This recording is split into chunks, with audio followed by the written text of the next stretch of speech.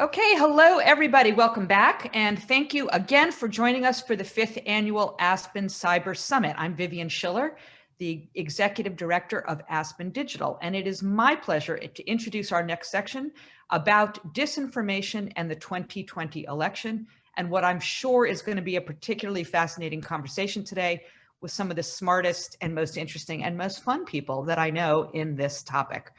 As a reminder, the full summit agenda and bios of all our speakers are available at aspencybersummit.org. I want to again thank FireEye, Intel, and Proofpoint for making this week's summit possible and helping us convene such an important set of conversations and help us understand such a complicated year. We also would like to acknowledge Blue Vector, SIGPA-NA, and the American Gas Association for their additional support. I am now so pleased to introduce Charlie Warzel, a writer at large for the New York Times and one of the most incisive observers of the oddities of our modern world of information. Charlie, over to you. Hello. Hi. Thank you, Vivian. I appreciate it. I'm really excited today to get a chance to talk in front of all of you with everyone here. We're going to talk about this crazy world that we've all been living in, and a little bit about where we go from here. But my esteemed guests today are Dr. Joan Donovan, Research Director at the Shorenstein Center on Media, Politics, Public Policy at the Harvard Kennedy School. Joan is basically everywhere all the time as one of the most cited academic experts in this field that has really sort of pioneered a lot of this, and I think has been one of the primary educators of journalists like myself, really sort of bringing and helping to bridge that gap between the academic world and the journalistic practitioners, and really sort of narrowing that down. We have Nathaniel Gleicher, the head of cybersecurity policy at Facebook. I mean, sort of enough said there. Nathaniel's been on the absolute front lines as someone who has been working on election security at the absolute highest level, seeing things from a vantage point that most of us really can only sort of dream of being able to look at that. So really excited to get some insights, and also joined today by Yasmin Green, the Director of Research and Development at Jigsaw, a division of Google that does research, builds tools and services, works with global news orgs, campaign offices, NGOs, is really thoughtful and helpful in understanding the internet's role in online radicalization in so many of the thorny problems that we're all dealing with. So I'm absolutely thrilled and honored that you guys are here to talk with me up in my attic where I'm being apparently held hostage. So thank you very much for all of this. Let's just start right at the gates because we only have limited time here. You may or may not have heard there was an election recently. This is going to be kind of reductive here, but to sort of start us off, I'd love to get just go down the line, starting with Joan, then Nathaniel, Yasmin, of your report card, like how this went from a misinformation perspective, and like reason it out for me. What are some of your top line failures and successes here that you saw, play out, let's say between late October and the day that the GSA allowed the Biden transition. So yeah, Joan, if you want to go first.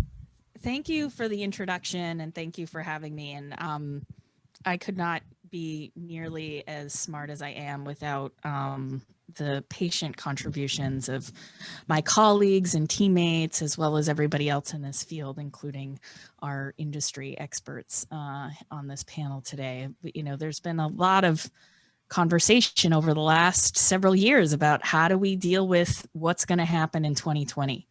And I think nobody really anticipated the curveball of a pandemic happening in the midst of trying to corral what was going to be a very contentious election because of the kind of enormous fanfare and power that's been on display around the Trump administration and sort of the way in which they can capture so much attention, take up so much space in the world as an administration that really understood media first, beyond just governing, but being a kind of show in and of itself. And so one of the things I think that was really an important thing to mark is the way in which everybody knew that something was going to happen in October, right? We all were kind of waiting for what the big October surprise was going to be. And for my team, we had been tracking lots of different attempts to try to make Hunter Biden the lead story for months and months and months. And so for us, we knew that it was going to come in that form, and we didn't know exactly, you know, if it was going to be a leak or what it was going to be. But when the laptop showed up, you know, that really curious computer repairman that was just trying to collect his $85 on a laptop that had been brought in by an anonymous person that just happened to have, you know, sex vids, crack rocks, and 10,000 emails committing crimes, you know, like, I mean, none of it felt right. None of it fit right. And so I think that when the media, as the news organizations decided to investigate the story in their own different ways, I think many of us were really suspicious about the origins of that story and about what would happen if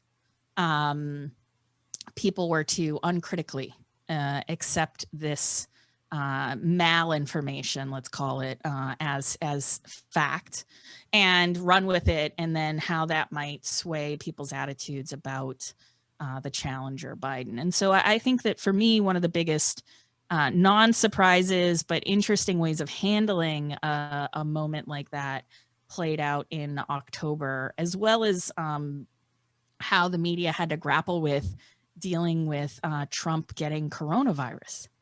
I mean, here you have an opportunity where we can do a lot of public education about what coronavirus is, how it affects people, how it affects your entire, you know, system, and it becomes about, you know, the story becomes about, you know, his, you know, ability to fend off the virus and come out like Superman. And so I feel like there was a lot of strange things that happened in the lead up to the election that weren't necessarily about the election, but didn't necessarily interfere with what I think was the most important thing, which was getting out the vote and getting people out to the polls. And so for me, I think that was the big win, even though there was some, you know, trials and tribulations along the way, that we had so many people go out to vote in the midst of a pandemic where there were real serious risks. And now we're dealing with the fallout of, you know, allegations of voter fraud. And I hope we talk about what's going on with CISA and whatnot later. But for me, in the lead up to the election anyway, those were my big pain points, as well as I was really kind of intrigued by the way in which the media and platform companies reckoned with this kind of misinformation that was really an enormous feat. Yeah. So, Nathaniel, you know, you have obviously, as I said in the intro, you have a different and really sort of frontline perspective on this. I mean, what are your sort of, you know, what were some of your surprises and you know, where do you see successes and failures there? Sure. Well, Charlie, thanks, and everyone, thanks for having me on the call and the discussion. It's great to be here to get to talk with Yasmin and Joan and you and work through this stuff. And I think we're at a really interesting moment where we have the election is passed. We can look back at a lot of work that was done sort of in the heat. It was done under fire as all the teams that were trying to protect public debate were trying to figure out how to get ahead of the challenges they were seeing. I think a lot of the work of the next few years and some important work is going to be looking at some of the lessons we can draw from what happened over the last 4 years and thinking, how can we institutionalize them? How can we make them more permanent? How can we build out the whole of society response? And so this conversation is at a really interesting time, and it's a great opportunity to look back and look forward. So I'm glad we're getting to do that. The biggest difference, and I think it's the first thing to say is the biggest difference between, for example, 2016 and 2020 in the United States is that in 2020, you had teams of determined defenders at the platforms, in government, in civil society, in the media, that were focused on how to protect public debate from day one and running through the tape after the election. And we're working pretty shoulder to shoulder. I think one of the key lessons is that protecting an election is a whole of society problem. I think there are really critical things that journalists can do, but journalists by themselves can't carry this. I think that there are really important structural things that platforms can do, but again, platforms are one target for this and they're one piece of the public debate. There are really important things that government can do in civil society. And having all of those teams together made a huge difference around the election. The other thing that I would say is I would open the aperture a little bit. So the core of my team's work is our security work, finding and exposing, for example, influence operations, sophisticated campaigns trying to target public debate. And for that, I wouldn't think just about the few weeks around the election, because to run an influence operation to target public debate, you need to build up often an audience, you need to build up assets on these platforms. Over the course of 2019 and 2020, so the end of 2019 and through 2020, we removed about a dozen operations being run by foreign actors that were targeting public debate in the United States. And what's interesting is most of them were timed such that if they had lasted until the election, they would have been optimally placed to have built an audience and to target public discussion right in those final weeks. But because they were exposed and removed earlier, they didn't have that opportunity. And that was a result of a lot of work from government. FBI did really remarkable work in finding and exposing some of these things, sharing information with us, some of the teams at the platforms, and independent researchers. It really took that tool out of the tool belt of the bad actors. We also found a number, about 5 deceptive campaigns using similar techniques being run by domestic actors in the United States, and announced those over the course of 2020. So these were operations run by political actors in the US. One of the prominent campaigns that we removed was linked to Roger Stone and some of his associates, and also showed some links to the Proud Boys, for example, using inauthentic techniques to hide who they were. And then as we got closer to the election, one of the things that happens around any civic moment is you see not just a big spike in public debate, but a big spike in people trying to target that public debate. And for example, use deceptive techniques to falsely amplify their message. You want to put out a false narrative, and then you want to trick people into thinking it's more popular than it is. And so we found a number of operations like this and removed them, announced some of them, pulled them down, and tried to sort of reduce the volume of that type of amplification. So overall, I think there were a couple of lessons from the election. The first is it's a whole of society challenge, and we really saw that. And I think Joan's example of what happened around the laptop is a really good instance of seeing a bunch of different communities pull together. That was my cat. She may reappear. The second is that it starts pretty early, and you see a bunch of different problems put together. There's this problem of inauthentic actors, and then there's this problem of authentic people spreading false narratives in their real names, and how you deal with that. And these are different challenges. But all in all, I would just say, Krebs, the former director of CISA, called this the most secure election in the nation's history. I agree with that. And I think that for all of the efforts and all of the challenges and the disinformation and the attempts to undermine public debate, it was an incredibly secure election, and it was run by some real patriots in government who drove it through and made sure that there was accurate information out there so that we could get to where we are today. Yasmin, I'll let you build on this and tell us what you saw from your perspective, and then after that, I want to kind of loop back to Nathaniel here and just something I've seen in my own reporting. But I'd love to hear your take. Yeah, so let me echo the thanks that Joan and Nathaniel expressed. I'd love to be involved with things that Aspen are doing next time in Aspen, please. I think I would add, so I feel pretty good about how we did as an industry on the tech side. And for those that don't know, Jigsaw is within Google. So even though I'm not on the front line in the same way that Nathaniel is, I'm not responsible for the election integrity efforts. I definitely had a front row seat in terms of seeing what was happening. And the reason that I would give good marks is because I felt that the ecosystem really moved this time to help the platforms do their best. Which is really consistent with what Joan was saying. Like there were academia, civil society groups. There were groups that have been around for 100+ years. There were groups that have, that stood up just in the last 12 months, with the explicit goal of like briefing and publishing and influencing, so that the tech platforms could understand what was special about this year. For example, calling in, people search for election results. And election night loses its importance. Actually, it's important for a different reason, because it's not conclusive on election night. And I don't think there was a person, the major platforms, who didn't understand that and didn't prepare for that. So what was special about the election, and then also the disinformation narratives that were likely to gain traction and purchase in terms of things like mail-in ballots and election fraud. So there was so much support and generosity and just relentless energy around helping educate people in the platforms who are not election experts for the most part. And then I'd say that I saw a lot of individuals ranging from software engineers to designers to communication experts within tech companies get really smart and really deep on the threats that the platforms would face and the vulnerability to abuse this time around.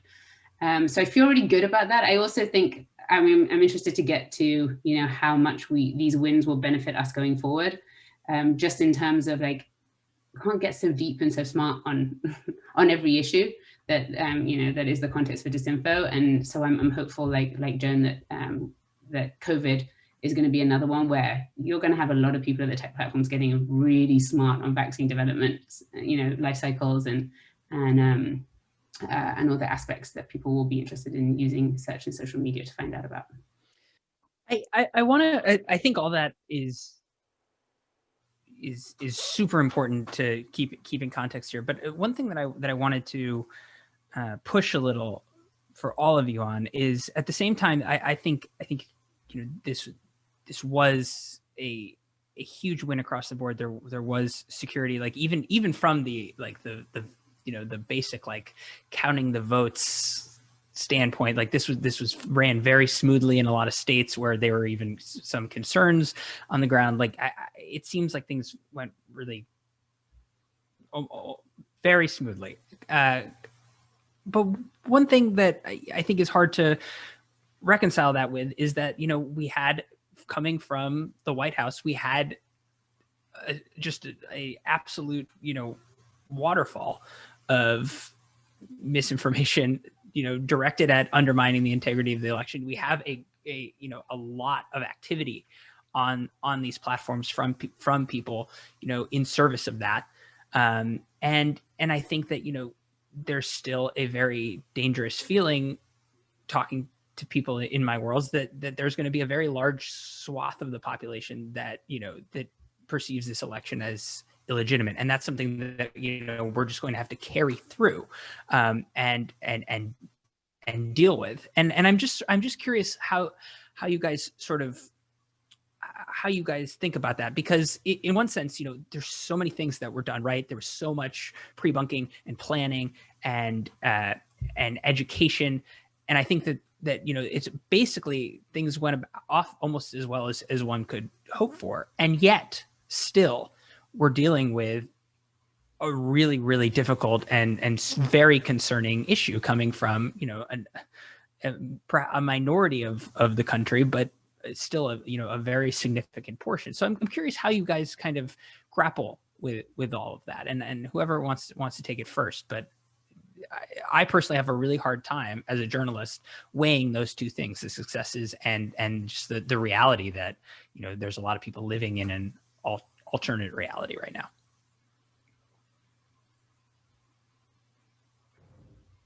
Well, I can offer a thought, which is just, when you're dealing with a security challenge, you can have a lot of success, and you can also have a lot of risk and be in a very difficult situation. And I think that's sort of the reality.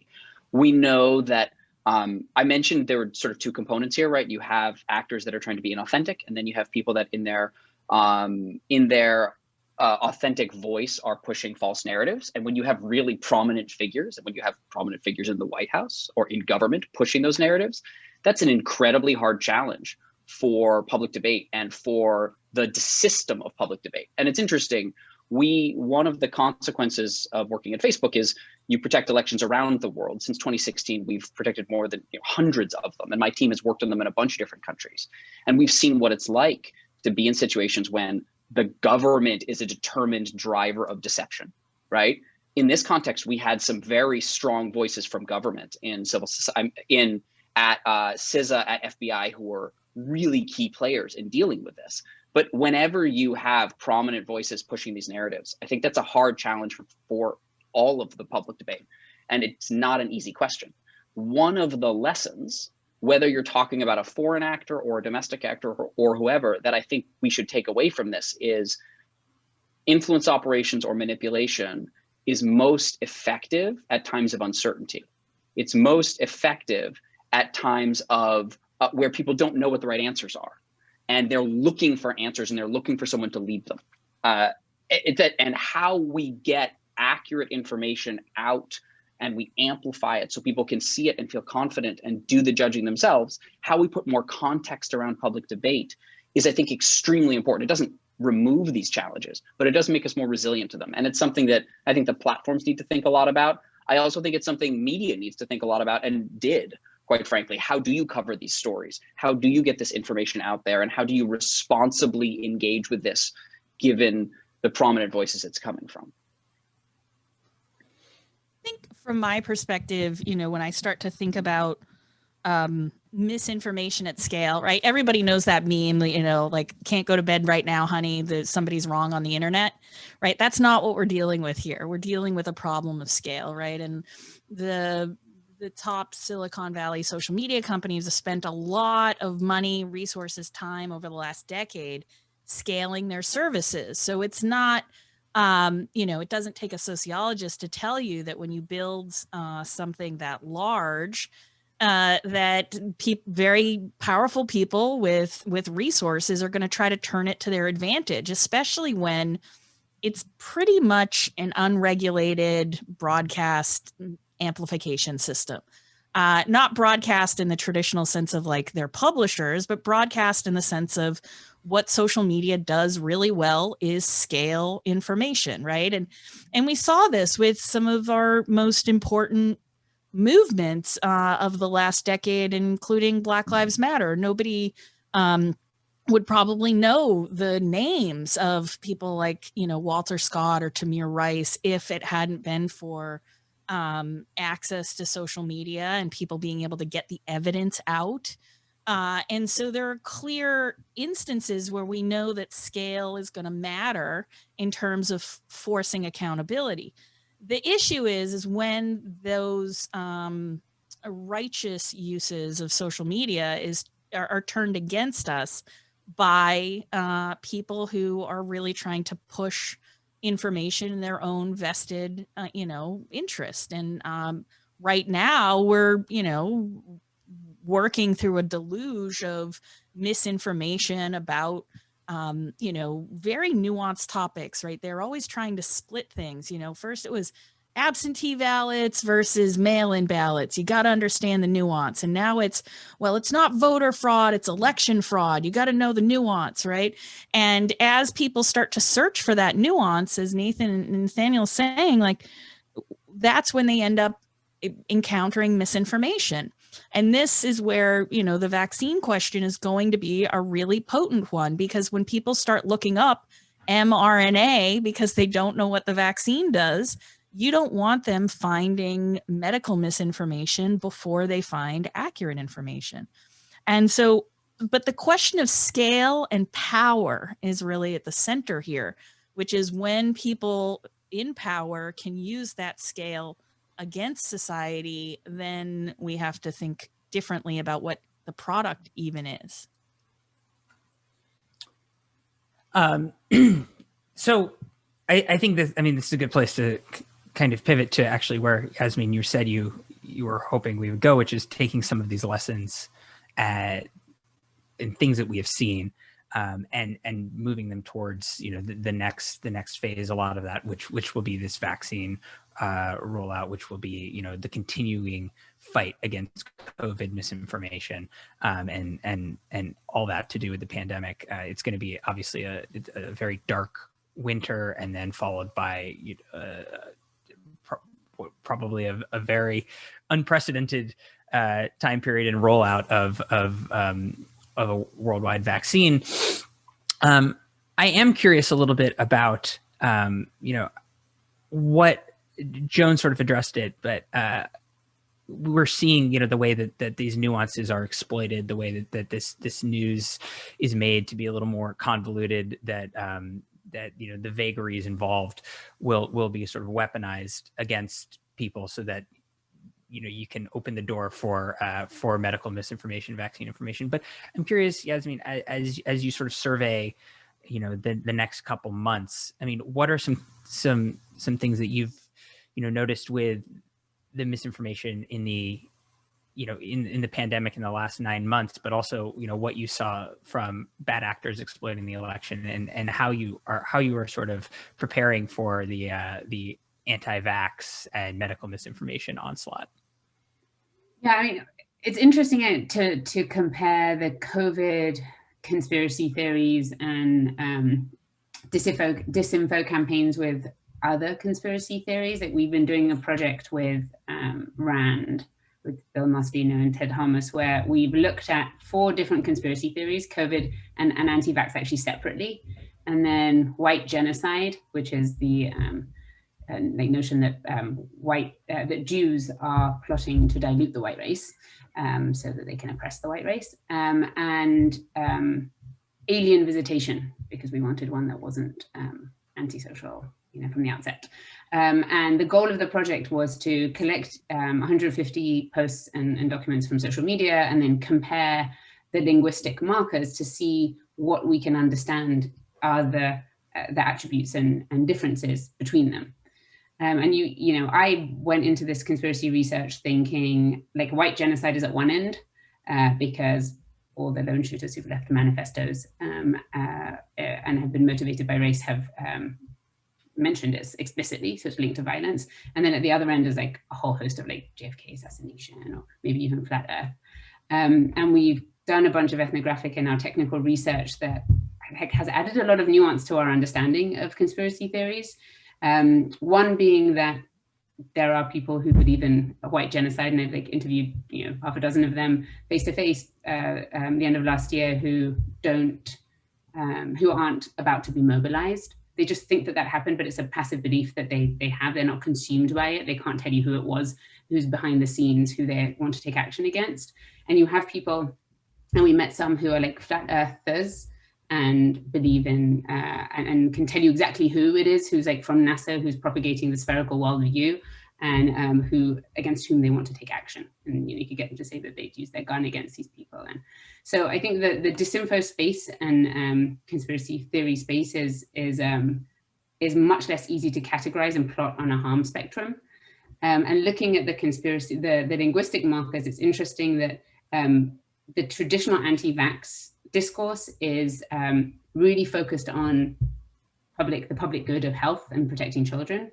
And most of the COVID discourse is really like, it's evolutionarily very early in its, right, compared to these other conspiracy theories, very early in its development. And a lot of the discussion is like about the origin theory of COVID, and trying to figure out like, what is the conspiracy theory we believe in about where this started, or about the role of specific individuals.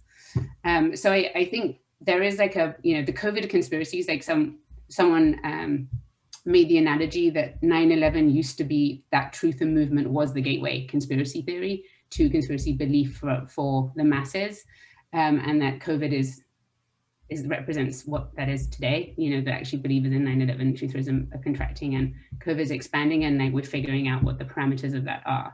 So I think there's like a bigger picture around COVID disinformation that is going to be critical for us to understand and try to get ahead of. We don't want to be like behind the eight ball on that. Can I ask on that point, is when you see something that's sort of at that's nascent like that, that's sort of at the earlier stage and isn't as developed, doesn't have all the sort of the contours and maybe the hasn't broken itself up into different groups nearly as much, when it's fluid like that,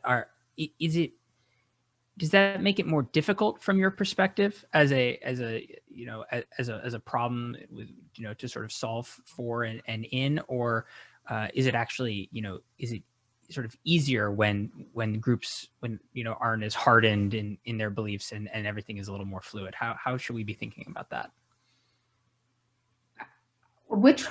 I'm interested in coming at it from a slightly different angle, and I'd say that's where the Jigsaw team is focused, which is it's both kind of a rigid system and potentially flawed to say that there are categories of disinformation that are harmful and categories of disinformation that are innocuous.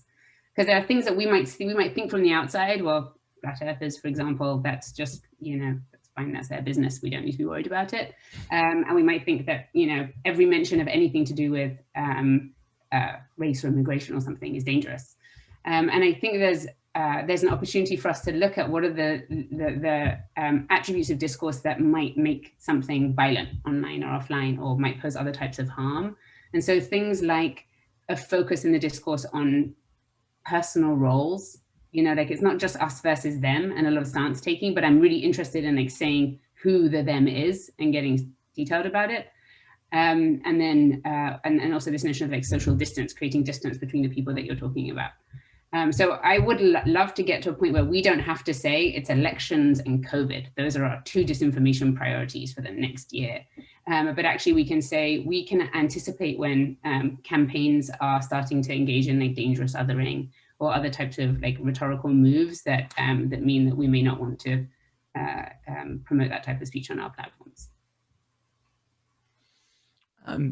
Nathaniel, when you're thinking about some of the lessons of the past 9 months, watching COVID, watching it overlap with the election, watching all these different groups sort of move in and out here. I mean, what is it? How has that framed your thinking about where we're going, especially with the vaccine rollout? Yeah, so I think there are a lot of lessons we can draw from the election and from the work on COVID over the last year. As you know, the platforms have done a lot of work in this space. Yasmin was talking about some of it. I think one of the most important things, though, is the taxonomy of the discussion. It's that we can't treat this all as one problem. If we're talking about conspiracy theories, that is different from sort of an influence operation that's being driven by a deceptive actor, although they may overlap. Mm-hmm. I also think in the world of conspiracy theories, you have some actors, often who are at the core, are starting these things, who may be spreading false information knowingly in an effort to drive the public debate. Often they're grifters who are maybe looking to make money off of people who are looking for answers. And then you have a large community of people who don't realize the information is false and are engaging with the content, taking it at face value. And what's important is I think each of those is a different challenge. They're all related and they're all part of this broader issue. But if you treat them all the same, you basically develop one hammer and they're not all the same shaped nail. So for example, a simple example of this, from March to October of this year, we removed about 12 million pieces of content on Facebook and Instagram for misinformation that could lead to physical harm, particularly around COVID. During the same period, we displayed warning labels on about 167 million pieces of content that didn't reach the level of posing imminent physical harm, but were misinformation about COVID. And what's interesting, and yes, that was my cat again. What's interesting is that in April, we looked at the impact of some of those labels, and we found that 95% of people who saw one of those warning labels during the month of April didn't click through to read the content that it was on. And so you end up, when you're dealing with this problem, I think you need a range of different solutions. You need ways to tackle the actors that are intentionally and deceptively pushing these narratives for financial gain. You need ways to tackle the actors that are doing this for political motivation, because they're going to be disincentivized differently. And then you need ways to tackle the content itself. But I do think it's important to recognize, because we're focused pretty heavily on the content here, the content discussion, what's true, what's false, where the lines are, these are, I think, some of the hardest questions embedded in this entire problem. Where the boundary is between content that's going to accelerate violence or won't. What are the lines that we as a society should draw around where you can say and what you can say and how it should be amplified? If you're looking just at the content, I think you're in a very, very hard piece of the puzzle. Looking at the behavior of these actors is a really important balance to that. And then the last thing that I would note is, I do think, I think, Joan, you mentioned sort of public debate is sort of an unregulated space, particularly on the platforms. I think one of the most important things we need as we go forward is regulation. I think we need a regulatory framework for these discussions. There are a lot of hard questions here that the boundaries that we're drawing should really be informed by the politically elected government. And we should have constraints on the platforms that we're implementing, as opposed to us building the rules as best as we can and then trying to iterate on them. And I think one of the really interesting opportunities we have going forward is to take some of the lessons from the election, take some of the lessons from dealing with COVID over the last year, when you really did see across the community a whole bunch of people pull together to tackle this, and ask, how do we institutionalize those lessons? And some of that might be regulation, some of it might be legislation, some of it might be coordinated frameworks. I think there will be a number of different things that will come out of it. But we really need, I think, moving to that structure is going to make a big difference in terms of the trust in the decisions and the trust in the actions, which is pretty important when you're particularly for thinking about labeling things, and particularly for thinking about putting information out there. You need people to trust who it's coming from and where it's coming from and why it's happening.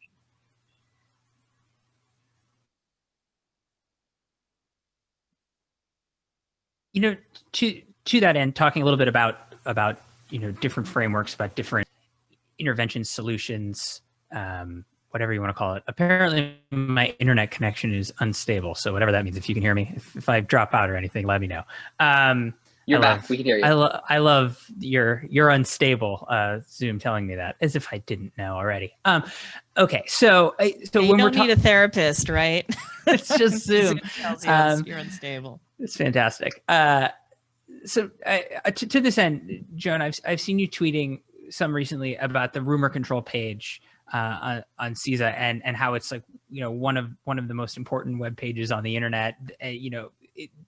As we move towards this idea of in a Biden administration, in a federal government that wants to take this a little bit more seriously, that wants to sort of institutionalize some of these practices.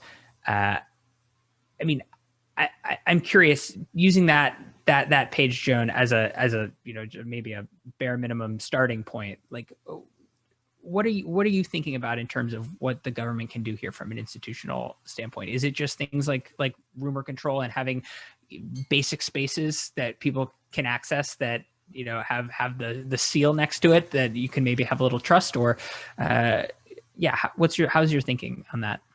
Well, yeah, I mean, one of the things that we knew early on is that if journalists were going to be able to take action on some information, they were going to need, to have more than just platforms stepping in saying, this is what we took action on.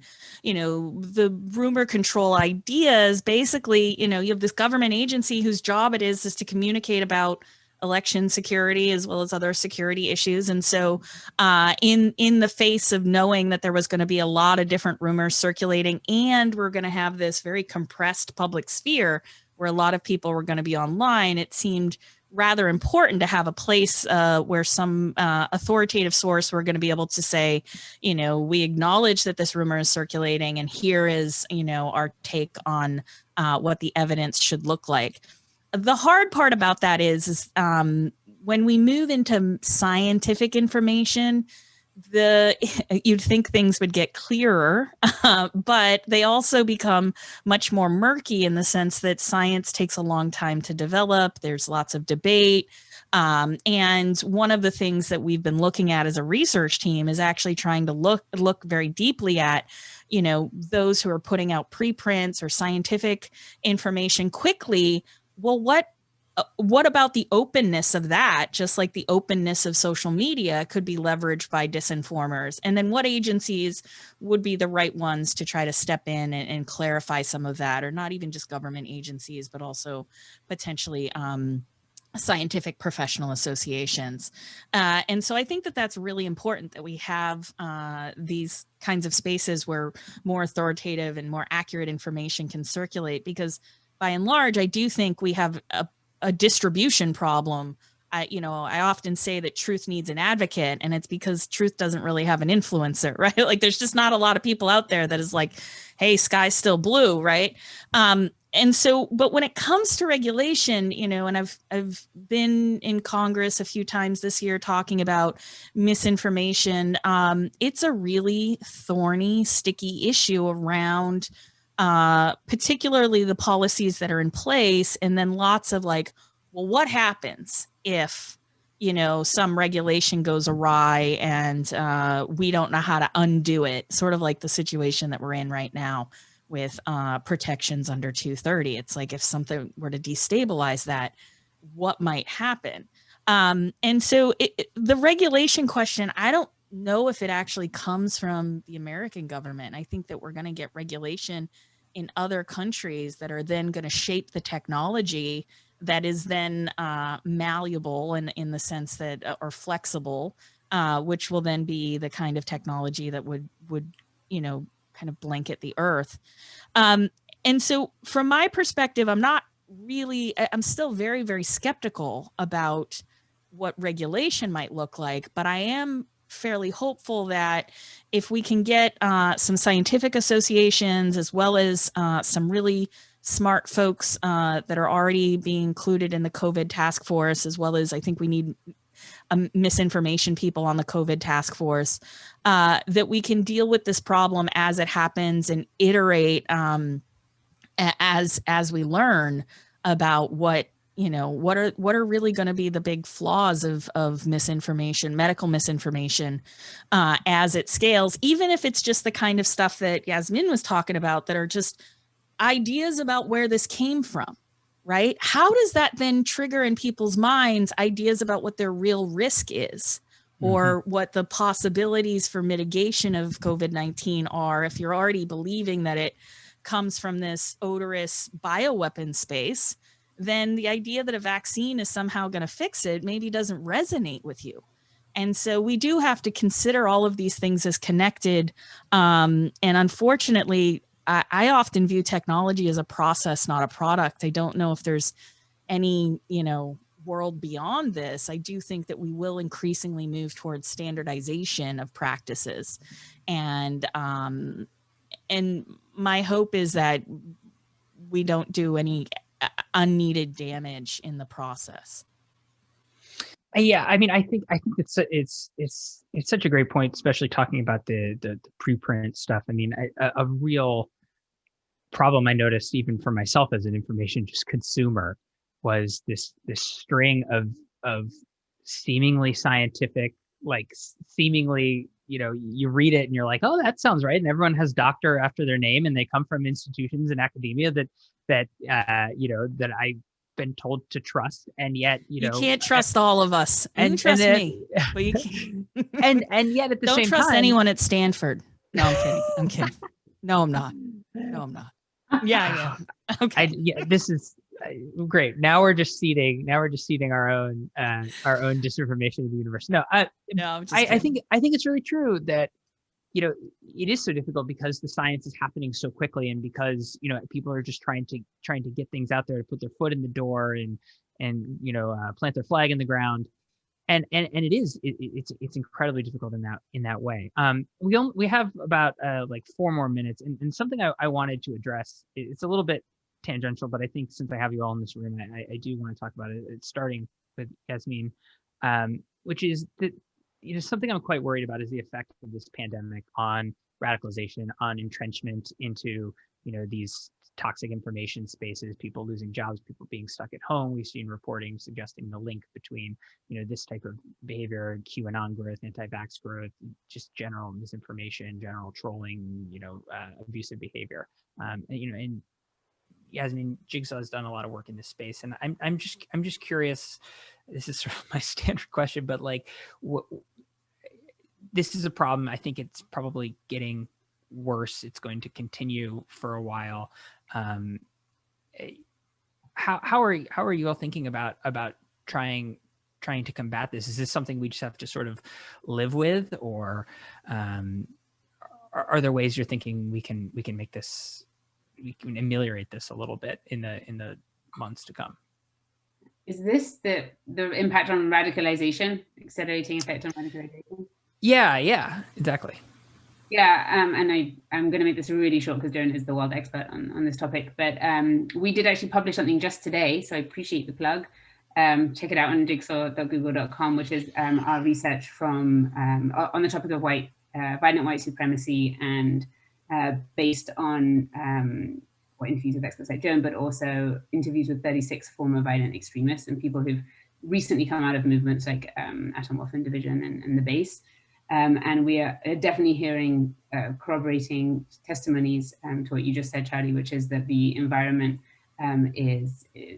makes recruitment and radicalization fertile, or it's fertile for recruitment and radicalization. The way that we've tried to approach it is by trying to change the discourse around the problem of white supremacist radicalization. It's very dangerous, growing, the #1 VE threat in this country. And what we've done is highlight stories of how people have left in the hope that maybe those will connect to people who are considering leaving movements. Jen probably has much more to share on that. I mean, yeah, I won't take up too much time, but I do think that as we deal with these questions, we also have to deal with the fact that it's not just, the content that's at stake here. There are real people and real people's lives, and the ways in which people get drawn in are often through charismatic individuals who have an agenda, right? And part of the way that they reach into people's telephones is through these platforms. And sometimes they really target people who are in crisis. They target people who have unsavory questions that they want to know more about, race politics in the United States, and they don't know who to turn to, and they end up in these spaces. And that these groups are very receptive to those kinds of questions. And so I think part of it has to do with the fact that we're in a very divisive, hyper-polarized moment where, I teach at Harvard Kennedy School. Everybody's got a political position. Nobody wants to tell you if they're a Republican or a Democrat. Everybody's afraid. And so in these moments, when we have these sort of hyper-polarized groups and audiences, people do turn to the internet for answers. And we have to be really sure that when they're seeking information, that they're not drawn into these different groups and drawn in by this kind of content that can be really, really powerful and mobilizing. And as I've spent, Yasmin's come to my office and seen some of the stuff that we've seen, and some of it is it's in plain sight, and lots of folks, end up seeing it by virtue of being interested in other things. But I do think now that platform companies are much more receptive to studying it and, taking up the call to take action on it, unfortunately, it's going to take a really long time to figure out how to do that. But if we were having this conversation in 2017, it would be literally off the table. We wouldn't be talking about platform companies taking action on any of it. And so I do see that we have made incredible progress in this short span of time. And I'm just hoping that we can continue, especially as we deal with problems of racism and hate groups online. I unfortunately have to leave us there, I believe. I could legitimately talk with you all for 6 hours and in some cases have before. So thank you all again. Sorry if this was a little disjointed. There's so much to get to, but I really appreciate it and appreciate everything that you all do for the greater good of our information systems. And even just like you said, I think a big takeaway from this right now is that there have, regardless of all that, all the bad stuff that's out there, the leaps and bounds that we've made in awareness, in, you know, amount of resources directed towards this problem. It's due in part to, you know, all of your efforts. So thank you for that. Thank you all for coming and listening. We will hopefully do this again sometime soon, all in person and in Aspen. So thank you all very much, and thanks to Nathaniel's cat for finally showing up.